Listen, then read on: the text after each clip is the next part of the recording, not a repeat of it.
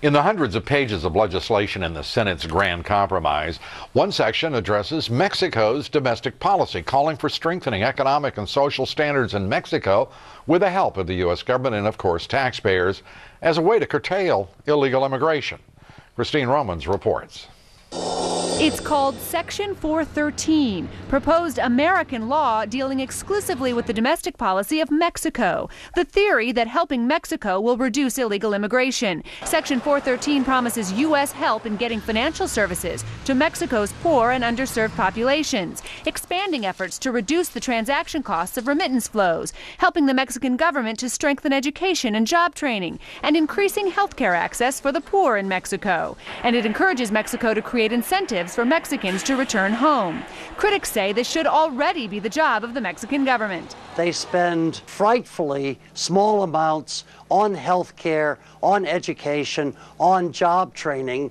And now I think they want to pull the wool over the Americans' eyes and have American taxpayers foot the bill for responsibilities that the Mexican elite should be assuming. Furthermore, Section 413 asked the U.S. Congress to ramp up the 6-year-old bilateral Partnership for Prosperity and highlights the broader North American Security and Prosperity Partnership.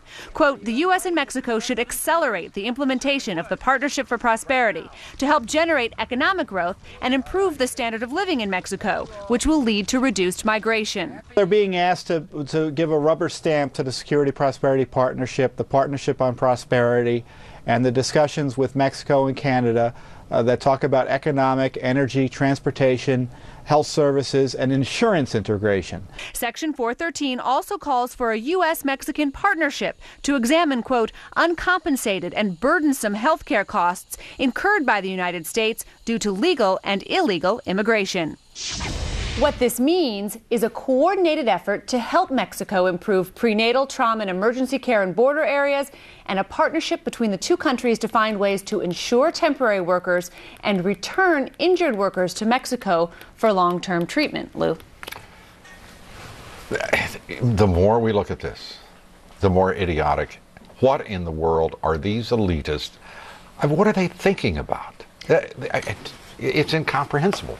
This particular Section 413 has a lot of different things in there, from health care to the SPP to this bilateral agreement that's already 6 years old between the United States and Mexico, to lowering remittance costs so that people in the United States can send money back to Mexico more cheaply, in theory to invest it in the Mexican economy. We have, forgive me, Christina, but we have truly entered a bizarre place where the President of the United States, President George W. Bush, is representing the interests of Mexican citizens in this country, and Congress, our Senate, is attempting to impose a law that is appropriately the purview of the Mexican legislature. Could it get any more upside down? I don't even want to think about the possibility if the answer were yes. There's so many more pages to go through. That was just 2 pages of 380 right there. Well, we've got a long few weeks ahead of us, so there will be plenty for you to go through. Christine, thanks. Christine Romans.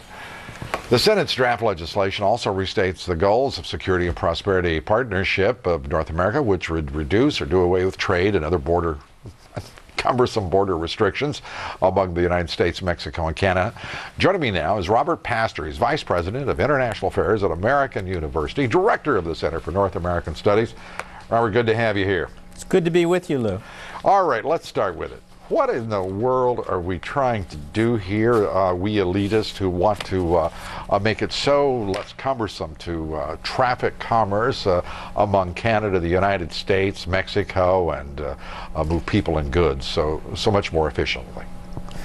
Well, I think the premise is that if Canada and Mexico develop very well and they progress, this is in our interest as well. That's the portion of the bill that you were just hearing. Okay, and who is we? I'm a little lost on that. The American people haven't voted on it. Congress hasn't voted on it. It's me and you, and it's the American people will benefit from increasing trade, increasing investment, and Mexicans and Canadians will benefit as well. And in fact, the Congress did pass, of course, the North American Free Trade Agreement, and this is before the Congress now to debate and to see whether they'll pass that as well. Well, let's hope, Robert, that that you all get a little surprise from this Congress. I have to tell you, I frankly will be surprised as well. Here's what you wrote. I do not propose a North American Union. I propose a North American community, a community composed of 3 sovereign governments that seek to strengthen bonds of cooperation. Each government retains the power to decide whether and how to cooperate. How is that different from a North American Union? A North American Union is like the United States. It's a unified, centralized state. Neither Mexico, Canada, nor the United States want to dissolve their borders to create one single state. Well, if let me ask you this. If in point of fact, you're creating a perimeter of security, and you are basically crossing those borders at will, for example, the pilot project on Mexican trucking, I mean, I just don't quite see the difference between that and a North American Union as you would have it. Well, the difference between a North American Union and North American community is that there would be one government in one place in all 3 countries instead of 3 separate governments. But if you're ignoring and diminishing the sovereignty of 3 governments, how is that different than having one government? Well, you're not diminishing the sovereignty of any of the 3 governments any more than when Canada decided to open up its oil and energy to foreign investment. There were some people who accused it of diminishing their sovereignty. In fact, they've become now one of the great energy exporters in the world. So you're not diminishing sovereignty, you're enhancing the autonomy, enhancing the welfare of all 3 peoples by freer trade.